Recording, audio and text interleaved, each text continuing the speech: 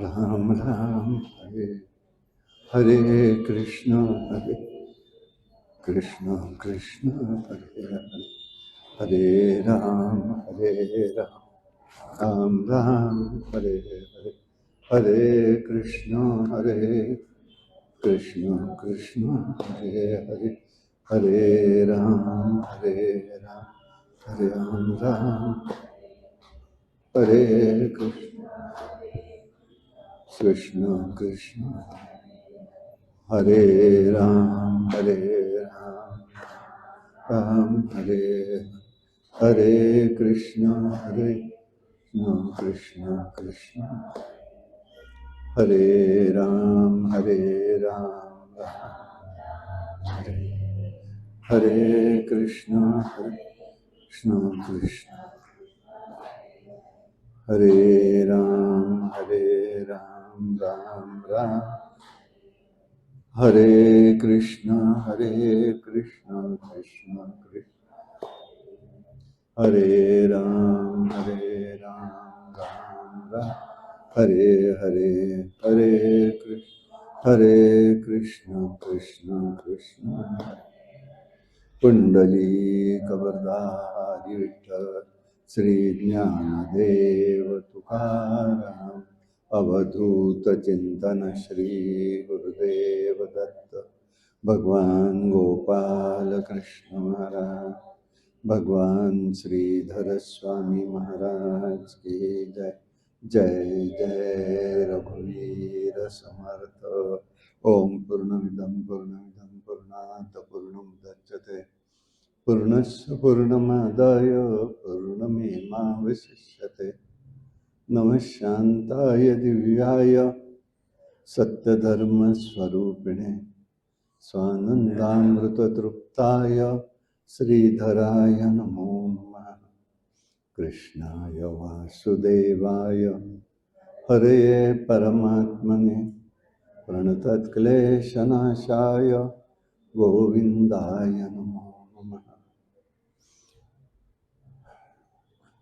मालाकमण्डलधर पद्मयुग्मे मध्यस्थपाणियुगले डमरू त्रिशूले तस्यस्तूर्ध्वकरयो शुभशङ्खचक्रे तमात्रिवरदं षड्भुजयुक्तम् अवधूतचिन्तन श्री गुरुदेव दत्त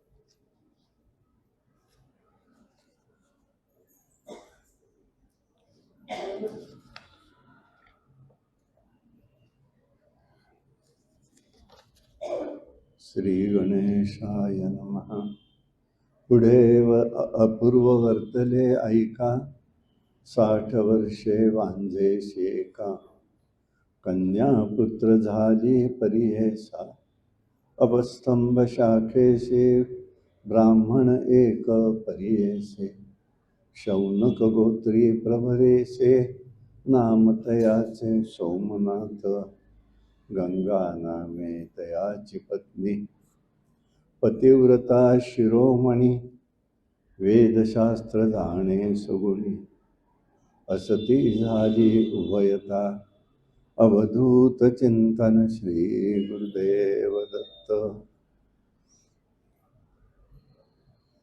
आतापर्यंत सिद्धांनी गुरु महाराजांच्या जीवनातला ज्ञानमार्ग आणि कर्ममार्ग प्राधान्याने सांगितला.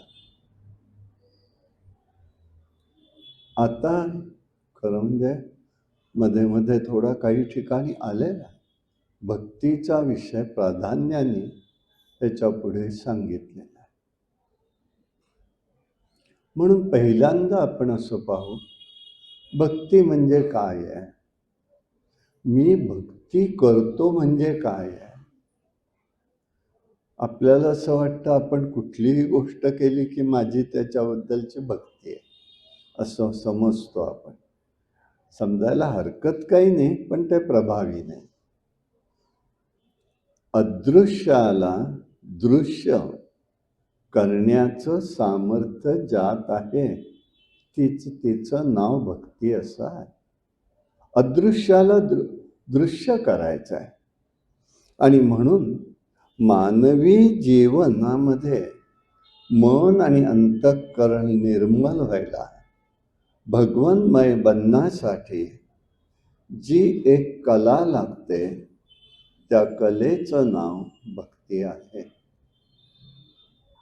ह्याचा दुसरा अर्थ असा, भगवत प्राप्तीसाठी आम्ही स्वीकारलेलं साधन म्हणजे भक्ती आहे.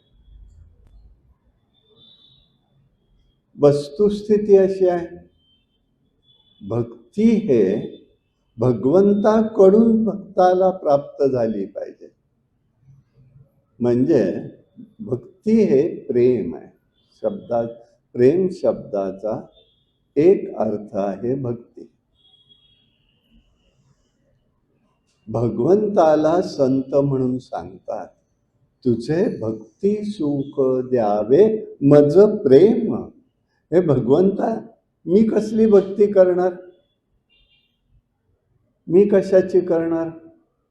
तुझं भक्ती प्रेम सुख मला तू द्यायचं झालं तर दुसरं काही देऊ नकोस.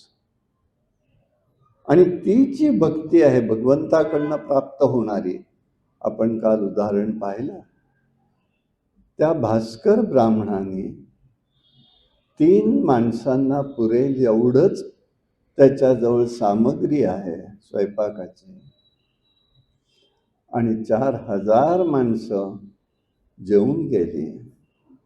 अन्नपूर्णेला प्रसन्न करून घेतलं.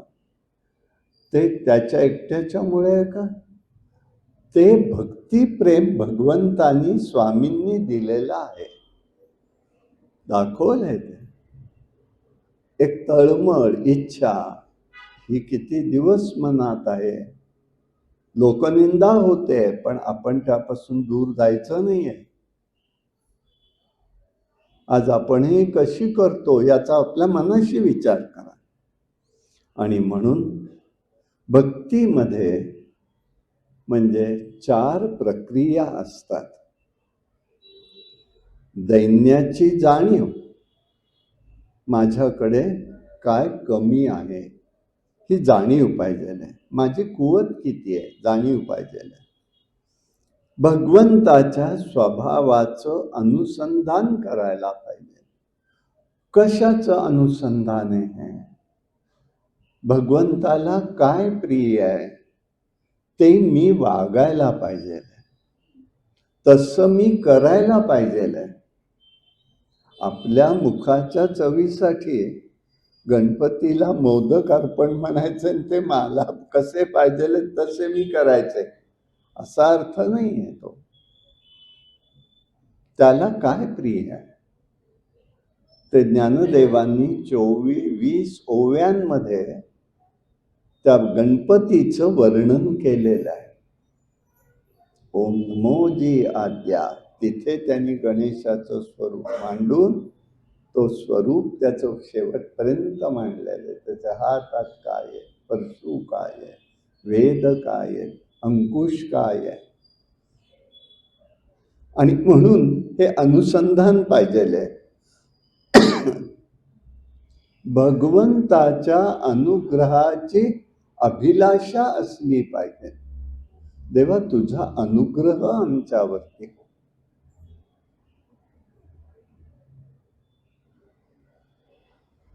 तुझे रूप चित्ती राहो, मुखी तुझे नाम, देह प्रपंचाचा दास.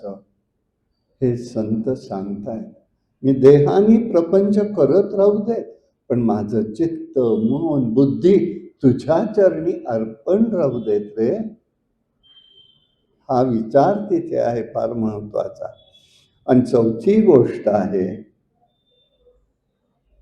भगवंतालाचा दर्शन घेताना काहीही मागायचं नाही. त्याचं नाव आहे मौन. काहीच मागायचं नाही. बुद्धी दे रे रघुनाथा, हे सुद्धा मागायचं नाही. मागणं आलं, कशासाठी मागायचं? काहीच नाही, नको. हे जर केलं तर काय अनुभव येतो लक्षात घ्या. कारण मागितलं कोणतीही गोष्ट की देवाकडलं लक्ष आपलं कमी होतं. आता विचाराल मग आम्ही काय करावं?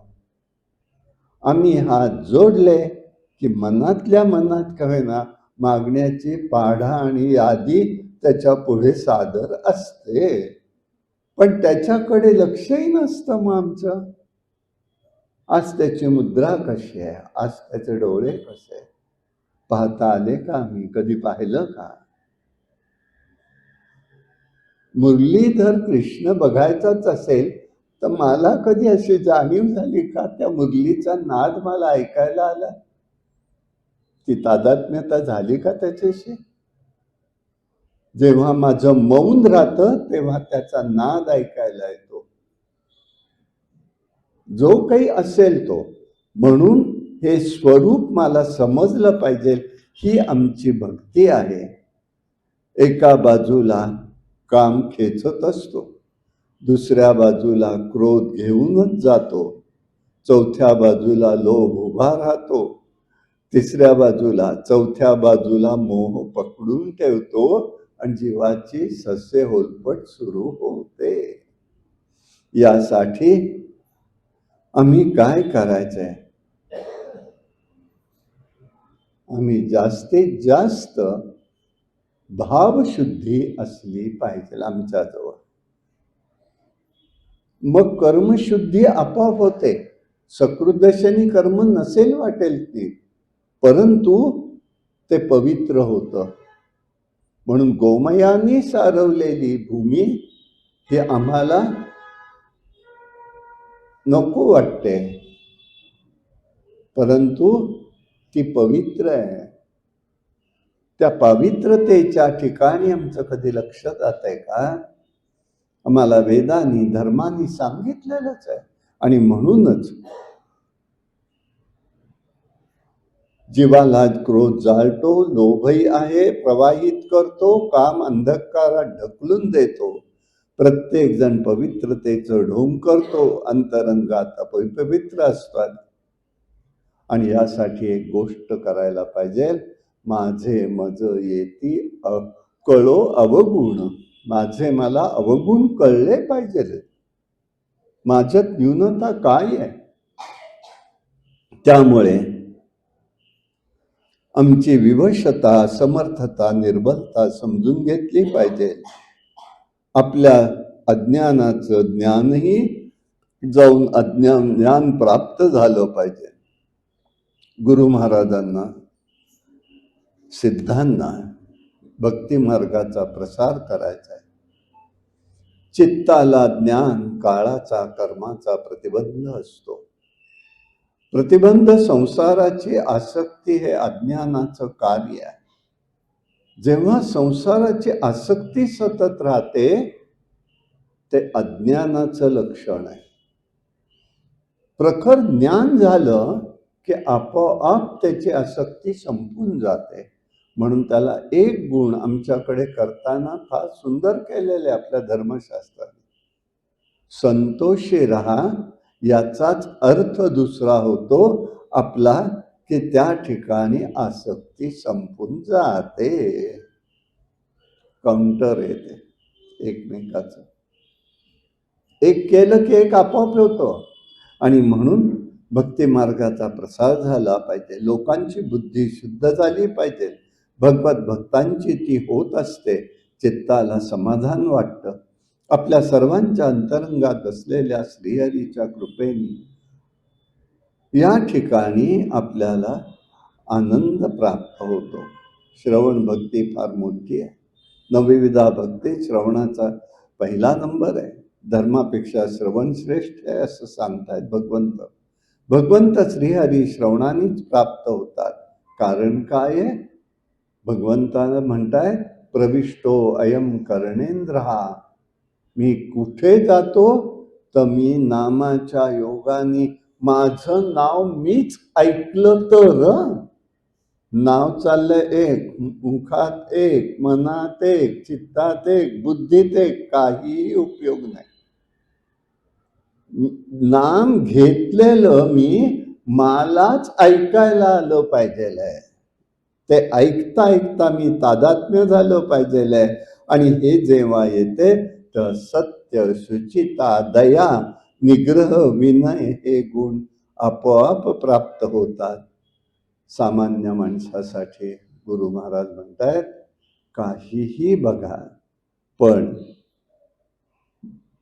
भगवत प्राप्तीसाठी भगवत प्रेम अत्यंत आवश्यक आहे. हे भगवत प्रेम जेव्हा आपण अंतरंगात आपल्या जीवनात उतरवतो, तेव्हाच आपलं अंतःकरण पवित्र आणि शुद्ध होऊ लागतं, विचाराला दिशा लागते. आणि म्हणून एका बाजूला म्हणावं लागतं, स्वामी महाराजांची भक्ती म्हणजे एक प्रयत्नवाद आहे. बघा, आपल्या नोकऱ्या करतो, आपण नोकरी करत असतो, मनापासून करतो का? म्हणजे त्याला काही शब्द एक येतो ऐकायला, नाही का, जॉब सॅटिस्फॅक्शन मिळतं का? मनात बघा, विचार. म्हणजे मान अपमान सगळं सहन करावं लागतं का नाही? मग त्यासाठी तो जर आपला प्रयत्नवाद आहे, तोही आपला एक प्रयत्नवाद आहे व्यावहारिक, तर संतांनी मार्ग दाखवलेला भक्ती मार्ग हाही एक मोठा प्रयत्नवाद आहे, तो साधन मार्ग आहे. म्हणून की ते काया वाचा मनाने शुद्धी होणं अत्यंत आवश्यक आहे. आणि म्हणून ज्ञानयोग आणि कर्मयोग सांगितल्यावर भक्तीबद्दलचा विचार स्वामी महाराज इथे आता सांगतायत. सगुण आणि निर्गुण भक्तीमध्ये, ज्ञानामध्ये निमग्न होण्यासाठी तयारी असते. याचा अर्थ पहिलं एकच आहे, मन निर्वासना रूप झालं पाहिजे. आणि म्हणून हा मार्ग त्यांनी सांगितला. आता नामधारकाच्या मनात आलेलं आहे, इतकं तुम्ही म्हणाय सांगितलं, पण तरी सुद्धा मला भीती वाटते. हे सगळं माझ्याकडून कसं होईल? ज्ञानाचा विषय, कर्माचा विषय. कारण कोणतंही कर्म करायला गेलं तर आमच्या हातून निर्दोष कर्म होईल याची खात्री नाही. मग आम्हाला काहीतरी मार्ग सांगा. म्हणून त्यांनी इथे आता जो सांगायला सुरुवात केली ओळीने, तो भक्ती मार्ग म्हणून आपल्याला पाहता येतो. श्री गुरु भक्तांनी आणलेलं काहीच घेत नसत. त्यांनी द्रव्य ठेवलं तर त्या द्रव्य सर्वांना ते त्या ठिकाणी अन्नदान करायचे,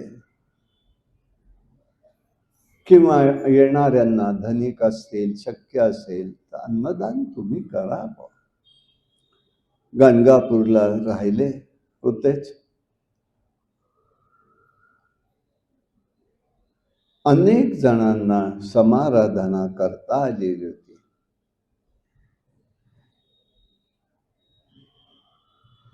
अशा प्रकाराने 250-300 असलेल्या सामग्रीमध्ये 4000 लोकांचं जेवण झालं. आता विचार त्यांनी पुढला सांगितला. या सांगत असताना त्यांनी सांगितलं, एक त्या ठिकाणी ब्राह्मण राहत होता, 60 वर्षांचे म्हातारी, वंद्या पदर पसरी. गंगा हे नाव तिचं आहे, सोमनाथ हे पतीचं नाव आहे. गाणगापुरातलीच आहे महिला. गुरु महाराजांचं असं होतं, आज जे मुख्य निर्गुण मठामध्ये जो मधला पादुकांचा गाभा होता, आता याही वर्षी थोडा बदल त्यांनी केलाय दर्शनाचा. असो, तिथल्या व्यवस्थेचा विषय आहे, तो आपल्याला काही बोलता येणार नाहीये. आपला विचार तो नाही काही.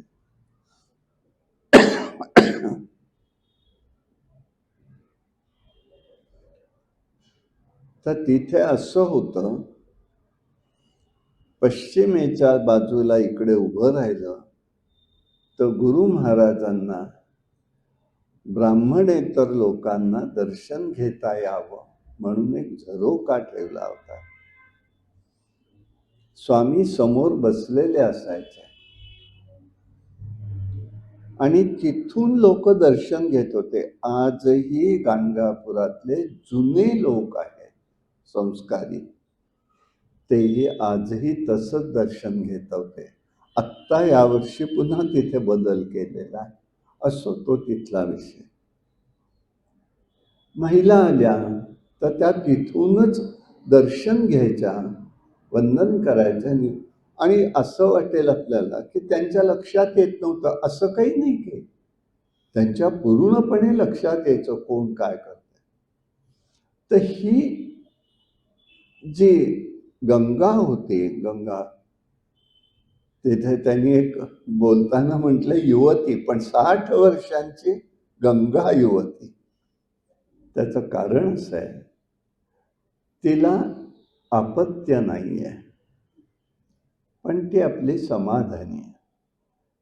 रोज यायचे, गुरूंचं दर्शन घ्यायचे आणि गुरूंचं दर्शन घेत असताना एक करायचे, फुलवात घ्यायचे, स्वामींना ओवाळायचे, एका बाजूला ठेवून द्यायचे आणि निघून जायचे.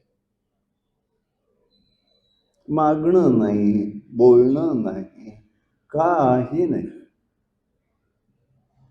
आजही गाणगापुरातल्या सगळ्या सधवा ह्या त्या ठिकाणी आजही अजूनही घरोघरी अंघोळ झाली की कुमकुम तिलक लावून त्या तिथे टिकल्या नाही, लावून त्या येणार, स्वामींना ओवाळणार आणि जाणार.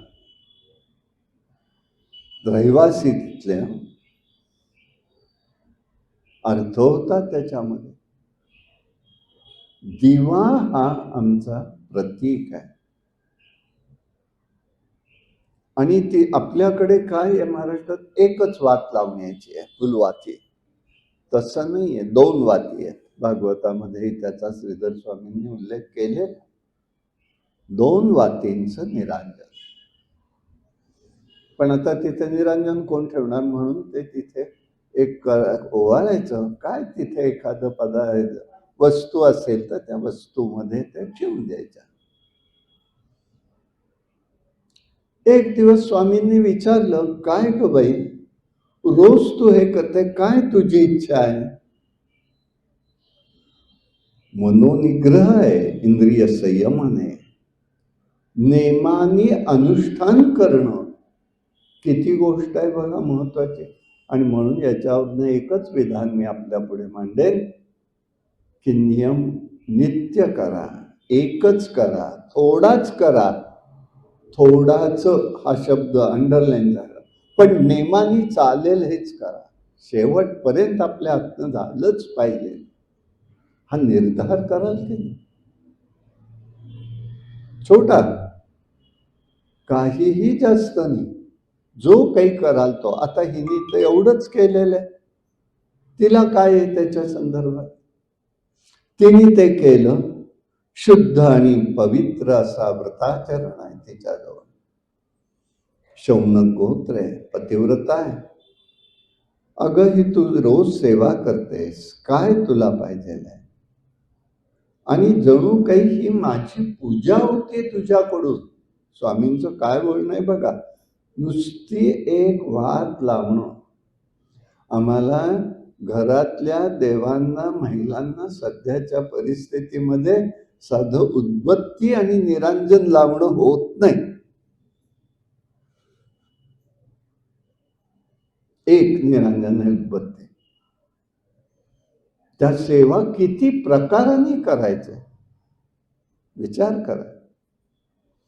आणि त्यांनी ते केलेलं आहे. तिने तुझं व्रत झालं म्हणाले. अगं अहो म्हणाले आता काय मला मागायचंय, झाली 60 वर्ष, मला नाही पुत्र ना अपत्य. एवढंच तुम्ही म्हणताय म्हणून सांगते की पुढला जन्म तरी असा देऊ नका. संतोष, पुढला जन्म तरी मला असं ठेवू नका.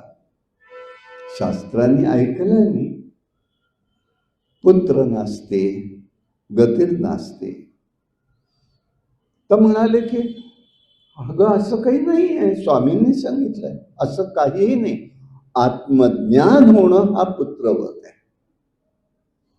हे आत्मज म्हणजे फक्त हे वंश चालायला, त्याचा काडीचा आपल्या आत्मेशी संबंध नाही. देवी भागवतांनी हेच सांगितलं, स्वामीही तेच सांगतायत. पुत्र नास्तीर गतीर नास्ती कुठलं आहे म्हणाले. पुत्र म्हणजे आत्मज म्हणजे आत्मज्ञान आहे. हे आत्मज्ञान करून घेणं याला अधिक महत्व आहे. बर, तरी तुझी इच्छा आहे ना तशी, हरकत नाही. ती म्हणते आपण करुणासागर आहात, कृपा करा. आणि गुरूंनी त्यावेळेला एकदम सांगून गेले, ठीक आहे. पुढे कशाला, गुरूंच्या मनात काय बघा, पुढला जन्म तीच बुद्धी राहते न राहते ते देवाला स्व माहित नसतं बर का. तुम्ही पुढे काय करणार आहात. भस्मासुराला वर देताना शंकरांच्या डोक्यावर हात ठेवायला निघेल हा वक्रासूर, हे त्यांना माहिती होतं का. नाही तर वर दिला असता का. पण दिला वर, नंतर कळलं ना. मग म्हणाले स्वामी हिची आत्ता बुद्धी आहे, आत्ता ती पवित्र आहे, आत्ता तिला इच्छाही नाहीये, मग तिच्या सेवेचं फळ आत्ताच दिलेलं बरं. म्हणून तिला म्हणाले ठीक आहे तुझ्या म्हणण्याप्रमाणे होईल, पण एक काम कर फक्त, तिथे तू संगमावर जा, अश्वत्थ वृक्षाला प्रदक्षिणा करा. म्हणून तिथे पूर्व घडलेली घटना सांगितली सिद्धांनी. अश्वत्थ वृक्षाचं त्या ठिकाणी यथाविधी व्रत धारण करीत जा. गुरूंच्या शब्दावरतीने विश्वास ठेवला, व्रतारंभ केला. तिच्या मनात शंकाही आलेली नाही. आतापर्यंत काही उपाय केले नाहीत आम्ही, आता काय तुम्ही सांगताय मला पिंपळाचं अश्वत्थ वृक्षाचं पूजन करा आणि हे करा, काही त्याच्या अश्रद्धा तिने दाखवली नाही. एक व्रत सांगतायत नाही यती महाराज, करूया, संपलं, एवढाच उद्देश. तिला काही माहितीच नाहीये पुढे काय होणार आहे. म्हणून त्यांनी विचारलं, काय म्हणाले, या अश्वत्थ वृक्षाचं काय महत्व आहे. इथे तिची श्रद्धा महत्वाची आहे.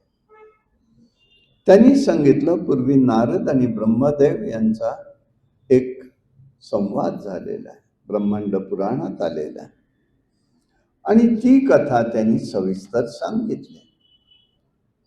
अश्वत्थ पिंपळाचा वृक्ष हे भगवंताची विभूती आहे.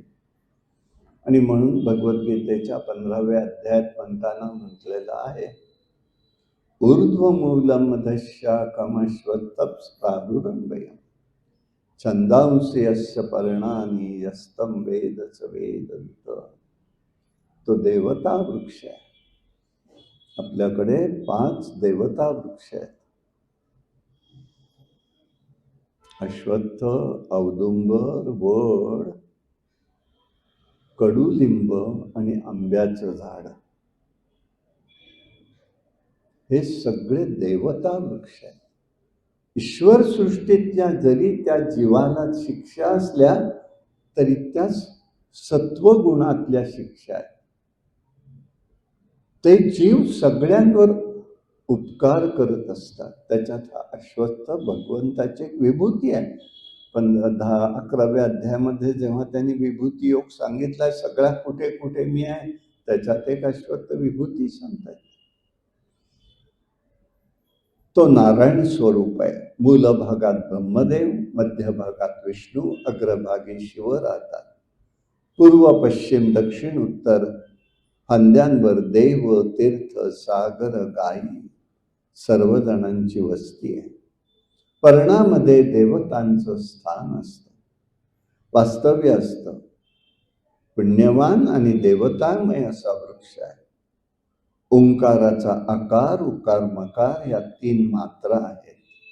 त्याचं एक वैशिष्ट्य मला कधी अनुभवता आलं तर बघा, शांतपणे त्याच्या शेजारी उभं राहून बघा. जेव्हा वारं जोरात येतं तेव्हा त्या अश्वत्थ वृक्षांच्या पानाच्या हालचालीतून एक नाद ऐकायला येतो आणि तो नाद म्हणजे ओंकार असतो. माहिती म्हणून सांगून ठेवतोय. आता आपल्याला शहरी जीवनात याचे अनुभव येणं कठीण आहे, पण आपण जर संवेदनशील असू तर आपल्याला जेव्हा जेव्हा कधी अशी बाहेर संधी मिळेल तेव्हा तुम्ही अनुभव घ्या, नारायणाचं स्वरूपाचं स्मरण करा. बघा, तोही नाद वृक्षातनं ऐकायचं आपल्याला येईल. म्हणून ते सांगतायत की तिथे आहे त्याचं देवता वृक्ष, देवतामय, ओंकार, वकार, उकार मात्रा आहेत त्याच्यात. आकारमध्ये मूलभाग, उकारमध्ये मध्यभाग, मकारमध्ये अग्रभागी शिवजी आहेत. ओंकार मात्रा 3.5 वेद, ओंकार मात्रा 3 वेदाचं मूळ आहे. 3 वेदही त्या वृक्षावर राहतात. स्वर्ग, मृत्यू, पाताळ हे 3 लोकही त्या ठिकाणी उपास्य दैवत समजून त्याची उपासना, अर्चना ही करत असतात. त्याचं विशेष एक भाग आहे. आता हे अनुभवायला येणं कठीण आहे, कारण सगळीकडे विभक्त कुटुंब पद्धती आली. एकत्र कुटुंब पद्धतीचा पूर्णपणे विमोड झालेला. पूर्वी जेव्हा घरामध्ये असायचं तेव्हा भावाची मुलं, बहिणींची मुलं, बहिणींच्या मुलांना मात्र एक अट आहे, अजोड घरी मुंज महत्वाची लागत नाही मुलीच्या मुलाची. मग कोणी अजून 7 झालेलो मुलं तर मग 8वी करायला पाहिजे म्हणून पिंपळाची वृक्षाची करत असत. म्हणजे औदुंबराच्या वृक्षाची मुंज करतात. त्याची विशेष फळही मिळतात, दिसतात, यथायोग्य पार झालं तर. हेही त्याला आहे, हेही लक्षात ठेवायचं आहे. अश्वत्थ वृक्षाला शांतपणे प्रदक्षिणा कराव्या. पुण्यवाचन वगैरे सगळं त्याला आहे. अधिभौतिक, आध्यात्मिक, अधिदैविक ताप नष्ट होतात. महात्म्यांनी सांगितलं अश्वत्थ विधी ब्रह्मदेवांनी नारदांना सांगितलं आहे. षटकुल तीर्थामध्ये जाऊन स्नान तिने केलं, अश्वत्थाचं पूजन केलं, व्रतारंभ केलं. 3 दिवसामध्येच ब्राह्मण रूपात अश्वत्थ आले आणि त्यांनी तिला आशीर्वाद दिलेला आहे. जा म्हणाले आत्ता ताबडतोब गावामध्ये स्वामी महाराज तिथे बसलेले, जो प्रसाद देतील तो तू ग्रहण कर. त्याप्रमाणे ती त्या ठिकाणी गेली. स्वामींना स्वामींनी बघितलं ती आली आहे परत. आता ते त्रिकालज्ञ असल्यामुळे वेगळं सांगावं लागलं नाही. त्यांनी सांगितलं आता हा प्रसाद तू घे म्हणून 1 नारळ आणि 2 केळी तिच्या ओटीमध्ये घातलेली आहे. हे घातलं, तिला समाधान वाटलं. परंतु त्यावेळेला तिने सांगितलं जा बाई आणि दोघांनी हे ग्रहण करा आपण. त्याप्रमाणे तिने त्याचं घरी आली, ग्रहण केलं. थोडेच दिवसात ती ऋतुमती झाली. शास्त्रधर्माप्रमाणे पालन करून संगमावर जाऊन तिने गुरूंचं दोघांनी पूजन केलं.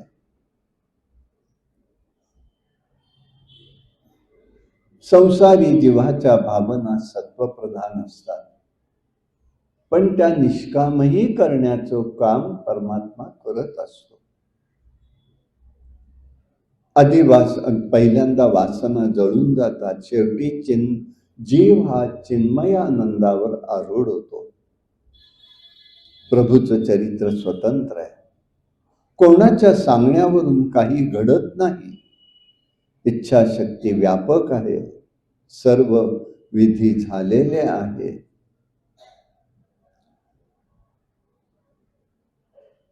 वांझमैशीशी दुग्धविशी जसं झालं तसं या ठिकाणी सुद्धा सगळं ऋतुमती झाल्यानंतर यथावकाश तिला दिवस राहिले, तिचं डोहाळ जेवण केले लोकांनी.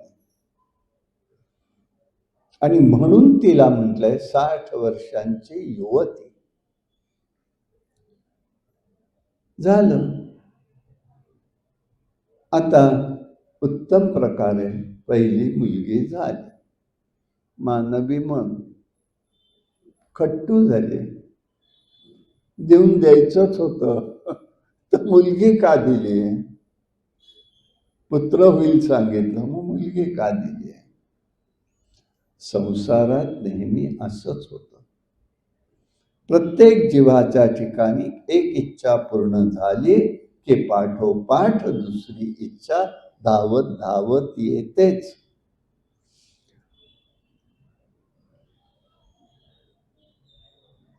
म्हणून स्वामींच्याकडे आली. बाळाला ठेवलं. शुद्धी ही जी असते घरातल्यांसाठी, शुद्धी ही 11 दिवस 12 दिवस मुलगा मुलगीप्रमाणे होते, पण खरी शुद्धी जी आहे ती 45 दिवसानंतर होते. एक 43 एक 45. नंतर ती स्वामींकडे आली. बालिकेला त्यांच्या समोर ठेवलं. तिचं मन खट्टू झालं. त्यांनी ओळखलं. स्वामी म्हणाले, पुत्र भावा कैसा तुझसी योग्य पाहिजे तरी. कोणता पुत्र पाहिजे मग तुला? एक जो असेल 30 वर्षांचा असेल, पण तो मूर्ख असून 27 होईल. पाहिजे का?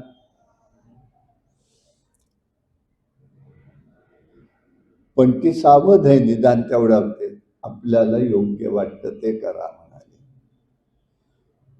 म्हणजे एक इच्छा पूर्ण झाली, पण पुत्राची इच्छा पुन्हा निर्माण झाली. त्याप्रमाणे झालं.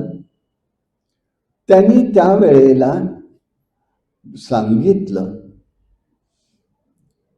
आणि मग यथायोग्य वेळेला तिला पुढे पुत्रही झालेले.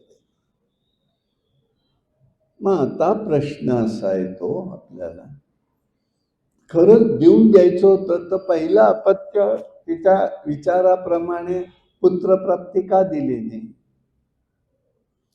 उतार वय आहे.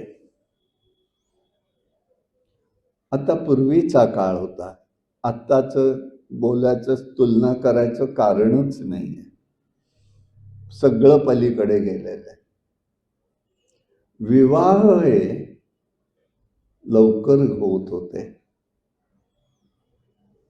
समाज धारणा होत होती. अपत्य धारणा करण्यास योग्य जीव झाले की त्या ठिकाणी ताबडतोब विवाह होत होते. IVF सेंटर उघडायची गरज नव्हती. आज काय विचित्र चाललेलं आहे गणित सगळं. काय चांगलं आणि काय वाईट ठरवायचं हे कोणीच ठरवू शकत नाहीये. हे त्याच्यामध्ये झालेलं आहे, हे लक्षात घ्या. आणि एकदा जर मुलगी असली लगेच पहिलीच, तर तिचा विवाह योग्य वेळ होऊन लगेच तिचं अपत्य सुद्धा पाहता येतील ही भावना तिथे असेल. आता उतार वय आहेत ना, तिने कधी पण तिचं विशेष असं, तिला पुत्र प्रपौत्रापर्यंत बघायला मिळालं. सगळेजण, सगळ्यांचं तिला करता आलं. केवढ्या महत्वाच्या गोष्टी होत्या. व्यावहारिकही पातळी सांभाळली. तिच्या इच्छेप्रमाणे तिला पुत्रप्राप्ती झाली. हे गुरूंनी कुठल्या भक्तिभावाने केलं? निरांजनाची एक जोड वाद लावण्याचंच काम. अक्कलकोट स्वामींकडे एक कीर्तनकार आलेले होते. खरंच लक्षात घेण्यासारखा प्रसंग आहे. महात्म्यांच्या इथे काय घडतं आणि आम्ही काय बोध घ्यायचा आहे हे लक्षात घ्या.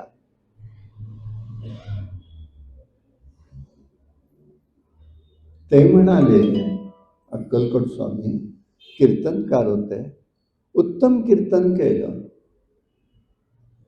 पुत्रप्राप्ती ह्याच्यावरूनच केलं. झालं, कीर्तन झालं, लोकांना चांगलं वाटलं. स्वामींच्या ते दर्शनाला आले. स्वामींनी विदाई वगैरे केली आणि स्वामींनी का हो कीर्तनकार, पुत्र असेल तरच मुक्ती मिळणार असेल तर त्या संकादिक कुमाराला का मिळाली नाही? तेही मुक्त आहेत का? मुक्त झालेच ना. नारदांना नाही, तेही मुक्त झाले ना. मग कुठला नियम काढलात तुम्ही? काय बोलणार? मग तेव्हा स्वामींनी सांगितलं, बाबांनो, पुत्रप्राप्ती म्हणजे आत्मज म्हणजे प्रत्येक जीवानी आपला उद्धार करून घ्यायचा, म्हणजे आत्मज्ञान करून घ्यायचं, हा अर्थ सांगितला. तेव्हा कोणीही समाजामध्ये हे दुःख करायचं कारण नाही, ह्याच्यात विकल्प आणायचं कारण नाही. हा केवढा आधार दिलेला आहे आम्हाला, पण आमचं तिकडे लक्ष नाही. त्यांनी नाही का मिळवली मुक्ती म्हणाले, तुम्हालाच वाटतं का की ते त्या ठिकाणी होतंय म्हणून, असं होईल म्हणून? हे प्रारब्ध असतं, ईश्वराचाही नियम आहे, कर्मानुसार फळ मिळतं. त्या दुरुस्त करण्याचा प्रयत्नवाद म्हणजे भक्ती मार्ग, आणि त्यांनीच त्या ठिकाणी आपल्याला मार्ग मिळू शकतो. जर त्यात आपण गडबड केली तर अपयश निश्चित आहे. आणि म्हणून प्रयत्न ह्या ठिकाणी आहे, हा दृष्टिकोन आहे. तत्वज्ञान आणि बोध, तत्वबोध या दोन्हीवर उपाय सांगितलेले आहे. निसंकोचपणे विश्वास ठेवणं ही मोठी श्रद्धा आहे. संसार आणि परमार्थ या दोन्हीची सिद्धी ही श्रद्धा आणि भक्तीनीच होत असते, असा विचार या ठिकाणी गुरूंनी सांगितलेला आहे. आणि म्हणून कर्माचरण हे आमच्या दृष्टीने म्हणतायत शुद्धी आहे. भक्तियोग द्वारा ज्ञानप्राप्ती सुलभ होते. ध्यानयोगही आहे. शुद्धांतःकरण झाल्यानंतर ध्यानाकरता भक्तियोगच सांगितला आहे. भक्तियोग ज्ञानयोगात सहाय्य करणार आहे. चित्त शुद्धिकारक होते. पूर्वयुगामध्ये सद्गती प्राप्तीसाठी सर्वस्वाच त्या ठिकाणी कर्माचरणच होतं. सत्कर्माद्वारे लोक कृतकृत्य होत होते, भक्तीद्वारा मुक्त होत होते. नुसते भक्ती करूनही उपयोग नाही, तर आमच्या हातून सत्कर्मही झाली पाहिजे. म्हणजे धर्मशास्त्रानुसार आमचं आचरणही घडलं पाहिजे, तर ते फलोन्मुख व्हायला मदत होते. अशा प्रकारचे विचार आपल्याला दिसतात. भक्तीमुळे परमात्म शक्ती आकृष्ट होत असते. भक्तीमुळे परमात्म शक्ती जीवाकडे आकृष्ट होत असते आणि क्रियाशक्ती ज्याप्रमाणे चुंबकाकडे येते आणि आत्म्याच्या ठिकाणी क्रिया संबंध आणि बुद्धीद्वारा होतो, तेव्हा मेधाशक्ती ही प्रगल्भित होते. किती सूक्ष्म चिंतन आहे भारतीय वैदिक धर्माचं. बुद्धी सर्व जीवांना आहे, प्रत्येकाला मर्यादा आहे. प्रत्येक जीवाला जीवसृष्टीमध्ये बुद्धी प्रत्येकाला आहे, मर्यादित आहे. मानवाची बुद्धी फक्त जास्तीत जास्त आहे. कुठल्याही जीवाला कुठलीही गोष्ट खरं म्हणजे सांगावी लागत नाही. ते त्या शरीर वृद्धीप्रमाणे त्यांच्या वाट्याला येऊन त्यांना त्याचं ज्ञान होतच असत. यथार्थ होतं का नाही हे माहिती नाही, म्हणून बुद्धी आहे. बुद्धीवर संस्कार शुद्धीचे प्रयत्न झाले की तिचं रूपांतर मेधाशक्तीत जातं. मेधाशक्तीमध्ये ग्रहण करण्याची शक्ती वाढायला लागते. काय चांगलं आहे, काय वाईट आहे, योग्य काय आहे, अयोग्य काय आहे, मी काय स्वीकारायचंय, हे सगळ्याचं ज्ञान व्हायला लागतं. म्हणून ती मेधा आहे.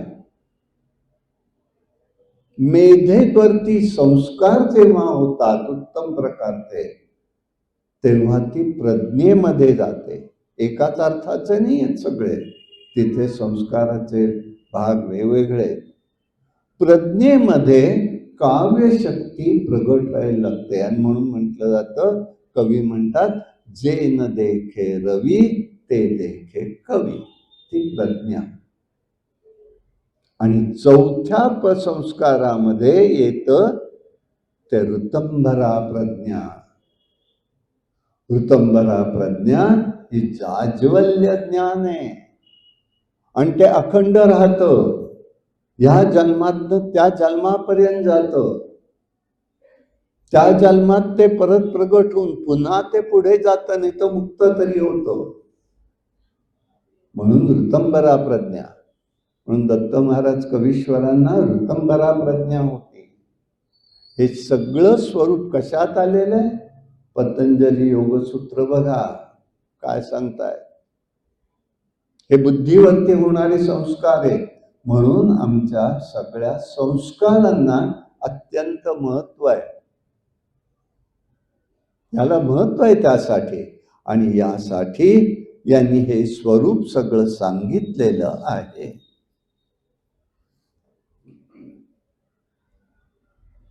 असं असतं, स्वयंपाक जरी केला तरी त्याचा आस्वाद घेतल्याशिवाय कळणार आहे का काही? केला उपयोग काय, पुढे काय? आस्वाद घेतला तरच तुम्हाला त्याचा आनंद मिळणार आहे. पण ऋतंभऱ्या प्रज्ञेतल्या किंवा प्रज्ञातले असलेले लोक, महिला असतात, त्यांचं काय आहे? वासावरती ओळखतात पदार्थ कसा झालाय. प्रत्येक वेळेला चव घ्यावी लागत नाही. आता ऑनलाईन झालंय, कसले वासन कसलं काय. संबंध संस्कृतीचा, कौटुंबिक संस्कृतीचा नाश चाललेला, खरोखर नाश चाललेला. ओळखता येत होत काय कमी आहे काय जास्त आहे. ही सुगृहिणी जी असते ना, तिला उत्तम प्रकारे समजतं. कारण ह्या सगळ्या शक्ती तिच्या जवळ असतात, तिला सांगावं लागत नाही. आणि म्हणून आमच्याकडे जर प्रयोग करायचा आहे तर करून बघा. 4 महिलांना बोला, एकाच डाळीच्या प्रकारातल्या 4 डाळी चिमूट चिमूट वाटी वाटी द्या. सगळे पदार्थ आमटीचे सगळ्यांना सारखे द्या. तेल द्या, पाणी त्यातलंच द्या एकाच. आणि आमटी करायला सांगा. एकसारखी होते का? मानणं वेगळं, अनुभव काय नाही. कारण प्रत्येकाची भावना ही वेगळी आहे, तो संस्कार वेगळा आहे. आणि म्हणून ह्या भक्तीला महत्व आहे, हे लक्षात घ्यायचं आहे. ह्या दृष्टीने त्या ठिकाणी आपल्याला हे सगळं स्वरूप पाहता येतं. अशा प्रकाराने गुरु महाराजांनी ते सगळं केलं. आणि मग एक दिवस काय झालंय, तिथे नरहरी नावाचा, आता या सगळ्या गोष्टीच आलेल्या आहेत, भक्ती संदर्भातल्या गोष्टी आहेत. नरहरी नावाचे ब्राह्मण आहेत, कुष्ठरोग झालेला. गुरु महाराजांकडे येत आहेत, प्रार्थना करतात. कोणी निंदा केली म्हणून दुःखाचं परिवर्तन हे ईश्वर भक्तीत होणं, प्रेमात होणं आवश्यक आहे. परिणाम नाही करून द्यायचा. आता लोक निंदा करतायत त्याचे, म्हणून तो दुःखी आहे नक्की आहे, पण तो वाममार्ग अवलंबत नाही आहे. तो गुरूंकडे आलाय, मला मुक्त करायचं, असेल मी दोषी.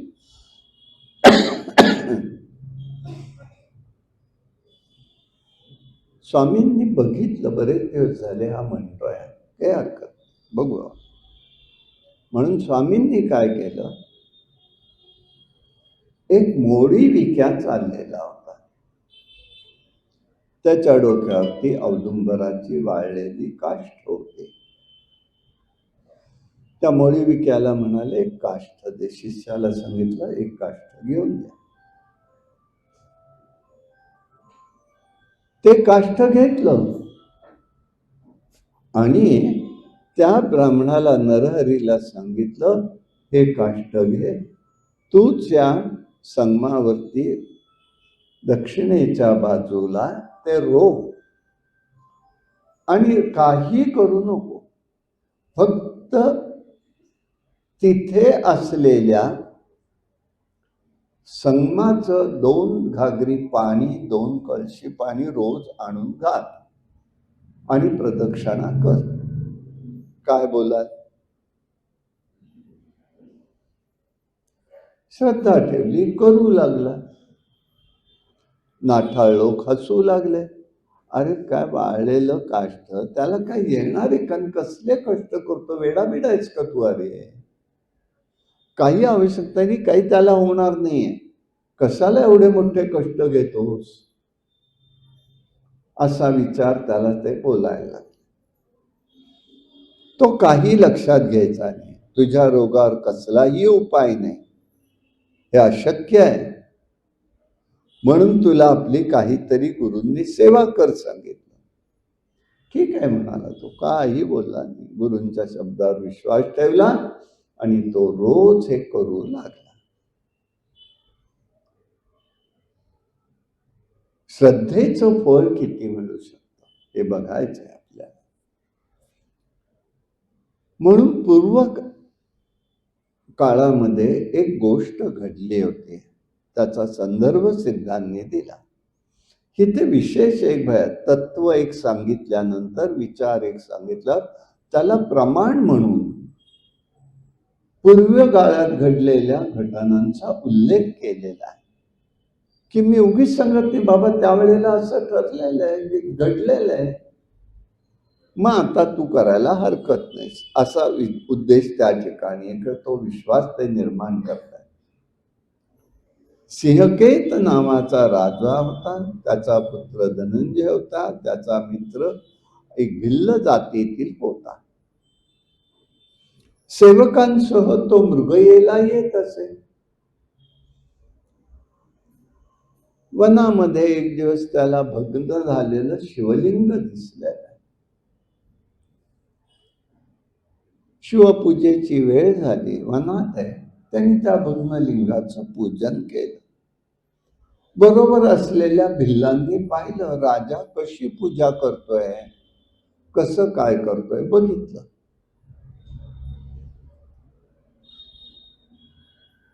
जे काही उपलब्ध होतं त्याचा नैवेद्यही त्यांनी समर्पण केला.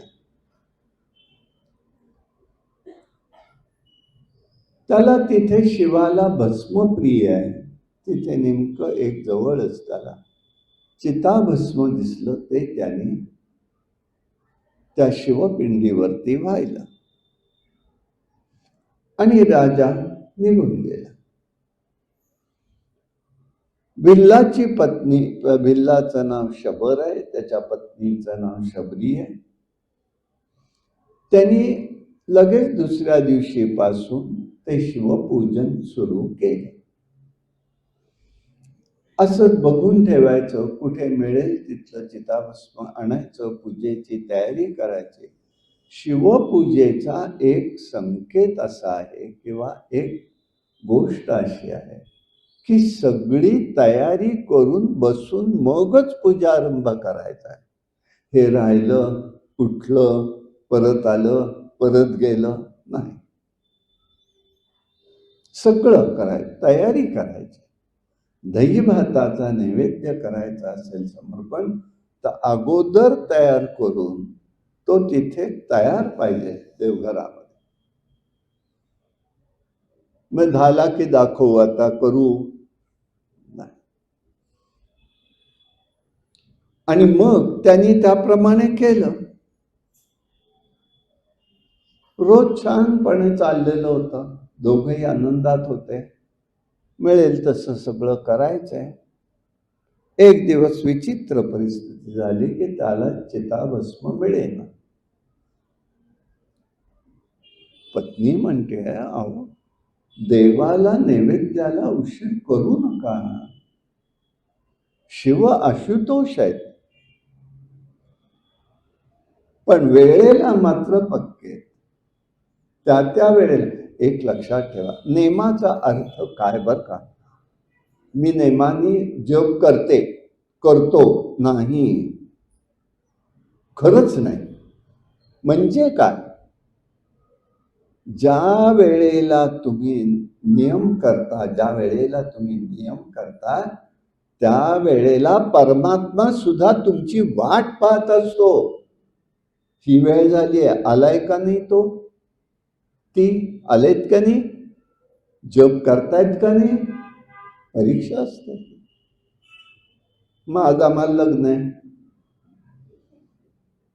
आता मला सप्त्यात ऐकायला खूप वेळा येतं का या वेळेला गोंधळच झालाय सगळा, काय झालं.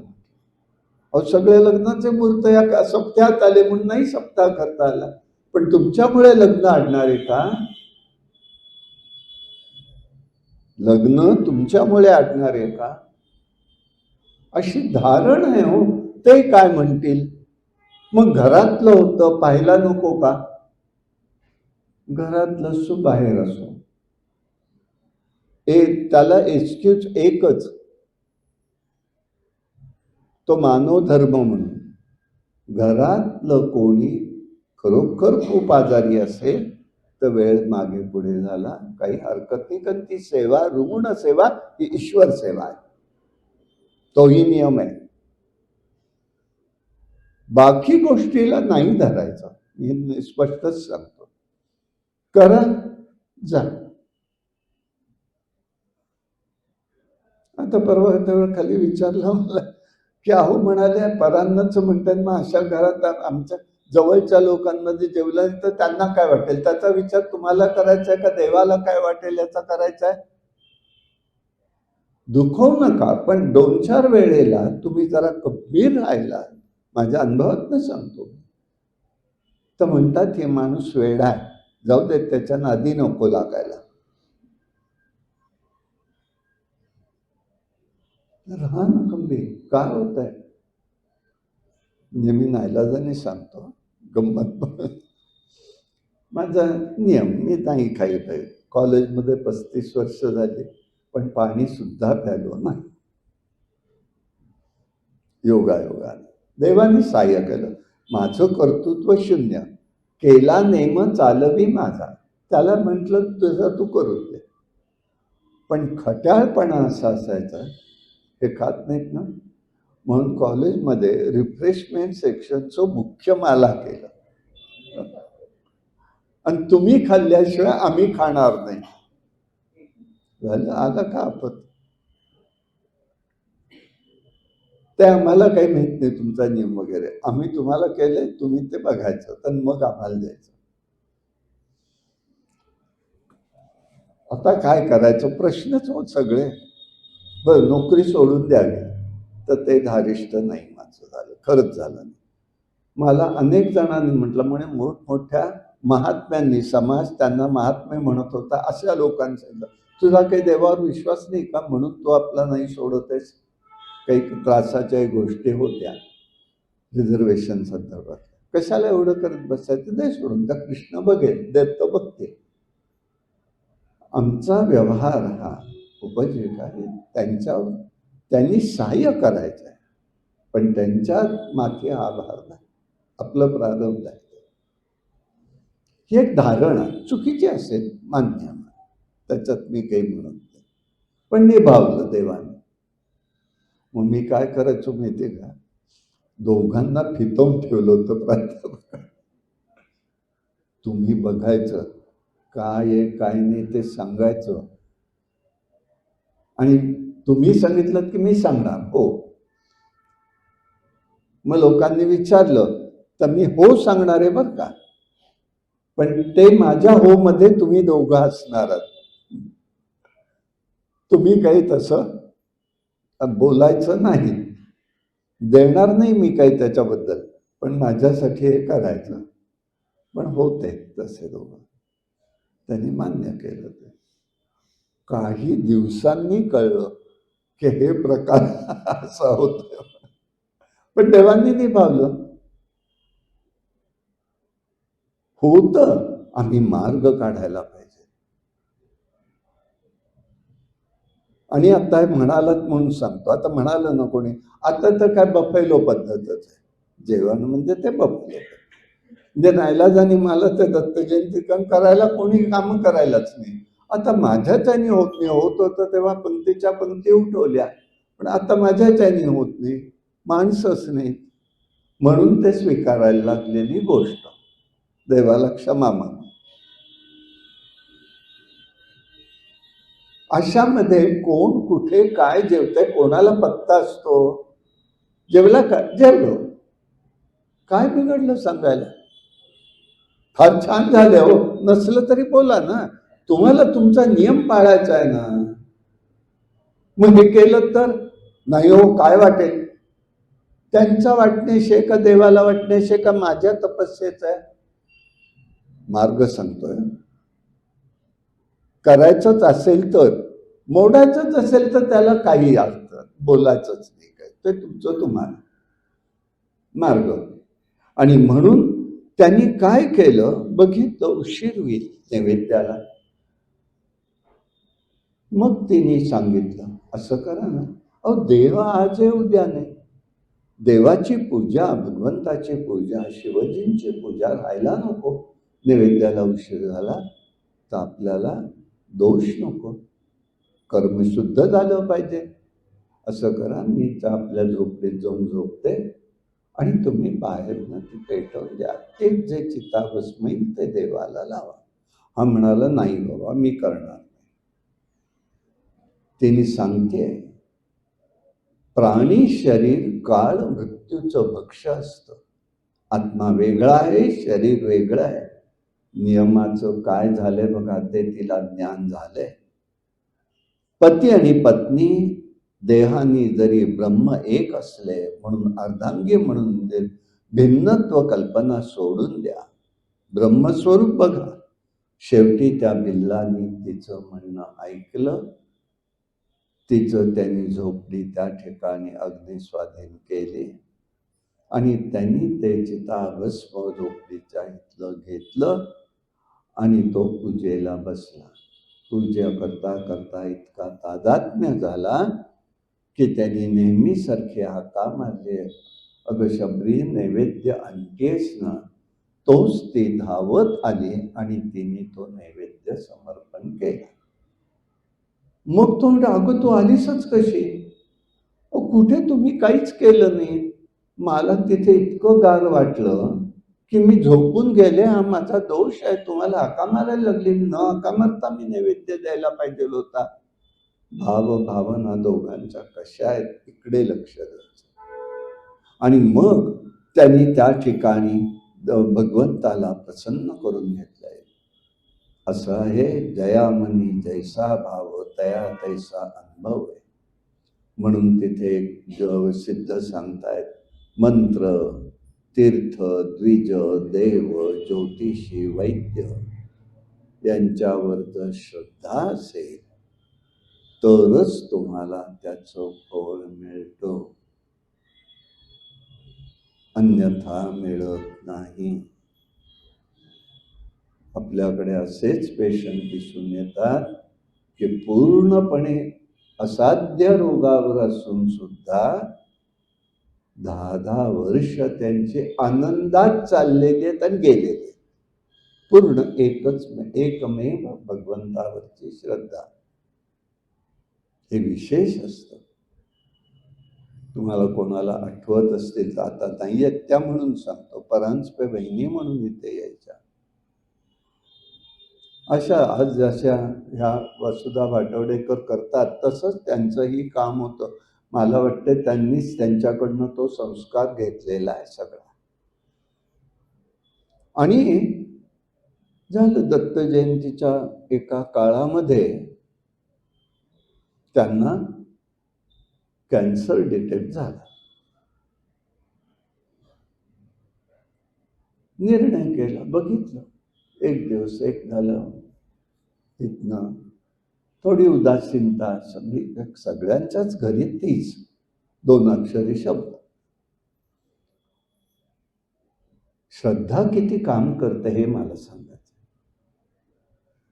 सर्वेशला विचारलं, त्यांनी सांगितलं, काकू जर करून घ्यायचं असेल तर घ्या ऑपरेशन, मग औषध दे. नको म्हणाले, आता मला काहीच घ्यायचं नाही, फक्त मला सुसह्य होईल याच्याबद्दल काहीतरी दे. आणि एवढं होऊन 12-13 वर्ष त्या इथे येत होत्या. सगळं बघायचं, कोणालाही कळलं नाही की त्या कॅन्सर पेशंट. भागवत प्रकाशित झालं त्यावेळेला थोड्या त्या, आणि ते कारण सांगत नाही, झालं, आजारी पडले. म्हणून मग मी त्यांना भागवत घरी नेऊन दिलं. मग बहिणी वाचत जा.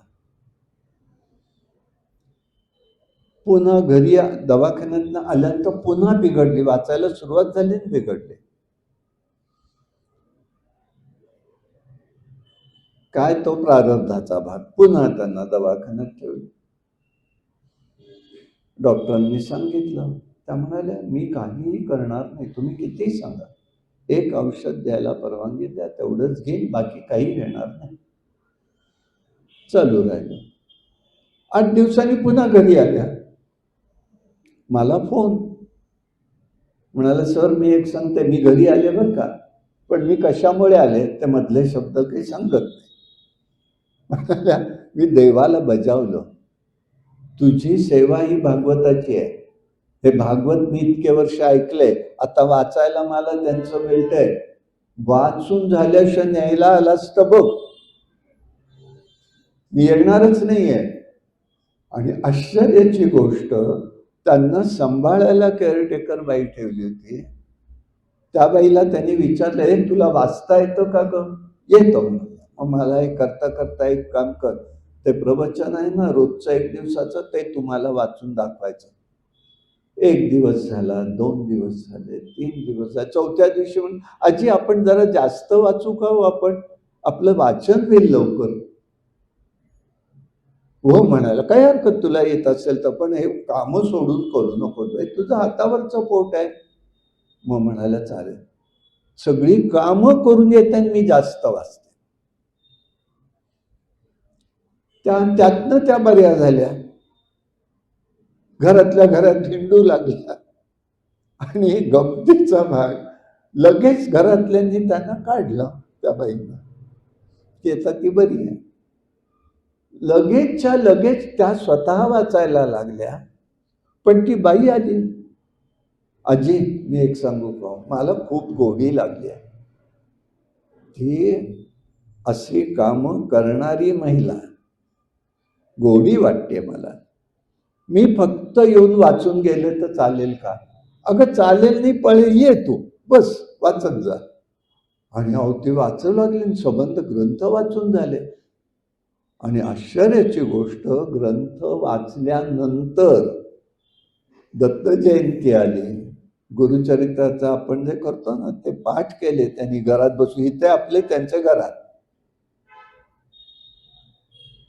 आणि 8-10 दिवसानंतर तिथे डॉक्टरांनी सांगितलं, ह्यांना काहीही करता येणार नाही, तुम्ही घरी घेऊन जा. म्हणून घरी आल्या. सुनेने फोन केला आणि त्या दिवशी नेमकं माझ्या वडिलांचं वर्षश्राद्ध, पण काहीतरी वेगळी अडचण आली आमची, म्हणून आम्ही म्हटलं त्यांना की गुरुजींना म्हटलं आपण नंतर करूया, संकल्प करू. आणि त्या सुनेचा फोन, अजिंना घरी आणलाय, तब्येत बरी नाही. आम्ही पूजा आवरल्या, 2 जण गेलो, बघितली परिस्थिती. माझ्या लक्षात आलं हे रेस्पिरेशन डाऊन होत आहे. मुलगा एक, सून, मुलगी एक होते. म्हटलं आता काही करायचं नाही, चर्चा कोणत्याही होता, विष्णू सहस्त्रनाम लावून ठेवा. त्यांना ऐकायला येऊ न येऊ काही हो, फक्त मी एवढंच म्हटलं, आलोय बरं का वहिनी, काय तुम्हाला हुंकार दिला याशिवाय काहीही नाही. विष्णू सहस्त्रनाम लावलं, ओम प्रहरणायुध झालं आणि श्वासोश्वास थांबला. हा नाही ऊन. आणि त्या मुलाला एक लगेच सांगितलं, आत्ताच गंगा घाल. गेल्यावर कसं घालताय, आत्ता आहे तोच घाला. घातली आणि ओम प्रहरणायुध झालं आणि शेवटचा श्वास झाला. का सांगतोय, श्रद्धा बलवत्तर कशी असते, हा आत्ता 2 वर्षापूर्वी घडलेला प्रसंग आहे. आपल्यातलेच साधक आपल्यातल्याच आहेत, हे करू शकतात का नाही? होऊ शकतं. अशासाठीच पुराणातलं धरू नका, हे आत्ता जिवंतपणातलं आहे. आणि म्हणून तिथे सिद्ध सांगतात, मंत्र, तीर्थ, देव, द्विज, ज्योतिषी, वैद्य, गुरुजी यांच्यावरती श्रद्धा जर असेल तरच फळ मिळतं. आणि निर्धार पाहिजे तो झालेला आहे. आणि म्हणून त्यांनी केलं. मग काय झालंच, काही दिवस गेले, 7 दिवस झाले आणि हाच आपलं पाणी घालण्याचं काम चाललंय नरहरीचं. एक दिवस स्वामी महाराज हातातला कमंडलू घेऊन ते निघाले. काय रे, नीट करतोयस का नाही? हो म्हणाले. बघा तुम्ही, काय रे, पाणी रोज घालतोय. प्रभाव स्वामींचा होता, पण कसा होता लक्षात घ्या, कुठेही कळून दिलं नाही. त्याला काय भासून दिलं, तू सेवा करतोयस त्याचं फळ आहे. स्वामींनी हा लोकांची चर्चा कानावर आली. स्वामींनी जाता जाता प्रदक्षिणा केली आणि कमंडलूतलं अभिमंत्रित तीर्थ त्या काष्ठावरती घातलं. दुसऱ्याच दिवशी त्याला पालवी आली आणि तिसऱ्या दिवशी त्याच्या अंगावरचा कुष्ठरोग नाहीसा झाला. हे श्रद्धेचं फळ असतं. त्याला शेवटी त्यांनी तिथे हे दिलं, सामर्थ्य दिलं आणि त्यांनी त्याच्या ठिकाणी त्याला इतका प्रभाव त्याचा झाला की त्यांनी त्या ठिकाणी एक स्तोत्रही त्यांच्यासाठी रचलेलं आहे. आणि ते म्हणताना सुद्धा नित्य म्हणावं असं स्तोत्र आहे. इंदु कोटी तेज करुण सिंधु भक्त वत्सलम नंदनात्री सूनु दत्त इंदिराक्ष श्री गुरु गंधमाल्य अक्षदादि वृंद देव वंदितम वंदयामि नारसिंह सरस्वतीश पाहि मां मायपाश अंधकार जात दूर भास्करम आयताक्ष पाहि श्री आळवल्लभेश नायकम शैव्य भक्त वृंद वरद भूयो भूयो नमाम्यहम वंदयामि नारसिंह सरस्वतीश पाहि मां चित्तजाति